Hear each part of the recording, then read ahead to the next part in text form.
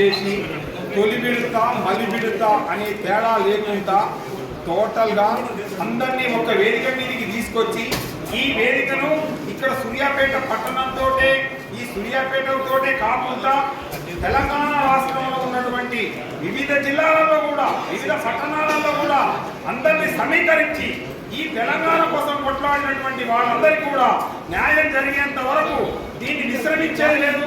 ఖచ్చితంగా దీన్ని ముందుకు తీసుకుపోయి ప్రభుత్వాన్ని ఎండగట్టవలసినటువంటి అవసరం ఉంది.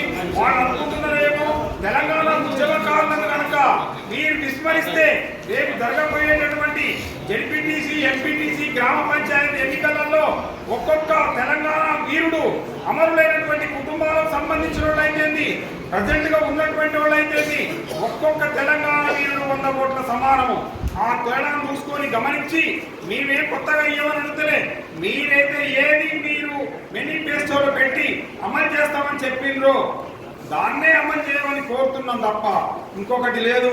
రేపు ఈ జెడ్పీటీసీ ఎంపీటీసీ స్థానిక సంస్థల ఎన్నికలు రాకముందే మాకు ఇచ్చినటువంటి ఏదైతే మీరు మాట ఇచ్చిండ్రో దాన్ని నిలబెట్టుకోమని చెప్పి ఒకసారి ప్రభుత్వానికి వినయంగా గుర్తు చేస్తూ, అదే విధంగా మీరు అమలు చేయకపోతే జరిగేటటువంటి హెచ్చరికను కూడా మీ ముందుకు పెడుతున్నామని చెప్పి ఈ తెలంగాణ ఉద్యమకారుల సంఘం తరఫు నుంచి ఇక్కడ తెలియపరుస్తున్నాం.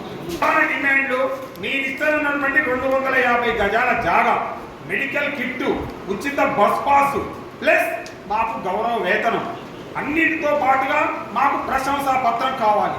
దానితోటే మేమందరం కూడా ముందుకు జరిగి ఈ మీటింగ్ ఇక్కడితోనే కాకుండా కూడా రాజధాని సెంటర్లో కూడా దీన్ని ముందుకు తీసుకుపోయి చేసేంత వరకు మీరు చేసుకోకుండా మాకు ఇస్తున్నటువంటి మీ మేనిఫెస్టోలో పెట్టినటువంటి మాకు అమలు చేయాలని చెప్పి ఈ పత్రికా ముఖంగా మీ ద్వారా ప్రభుత్వానికి విజ్ఞతగా తెలియపరుస్తున్నాం. సూర్యాపేటలో జరుగుతున్నటువంటి ఈ సమావేశానికి చేసినటువంటి పత్రికా మిత్రులకు అదేవిధంగా ఎలక్ట్రానిక్ మీడియా వాళ్ళకు కూడా శుభాకాంక్షలు తెలుపుతాము. మనం ఎన్నో ఉద్యమాలు చేసుకుంటూ చాలా కాలం నుంచి కూడా తెలంగాణ ఉద్యమంలో కూడా ముందున్నాం. అదేవిధంగా తెలంగాణ సాధించుకున్న క్రమంలో కూడా ముందున్నాం.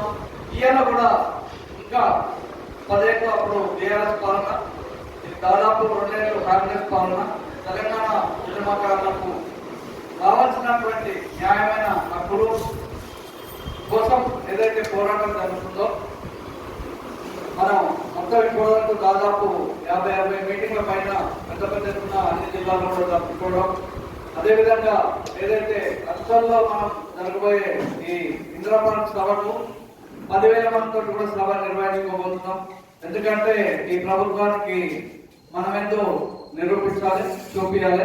ఈ లోపలనే సీఎం కూడా మనం ఆల్రెడీ దరఖాస్తు చేసుకోవడం, మన కమిటీ కూడా 69 ఉద్యమకారులు, తెలంగాణ ఉద్యమకారులు కూడా వాళ్ళు సీఎం అపాయింట్మెంట్ కూడా తీసుకోవడం.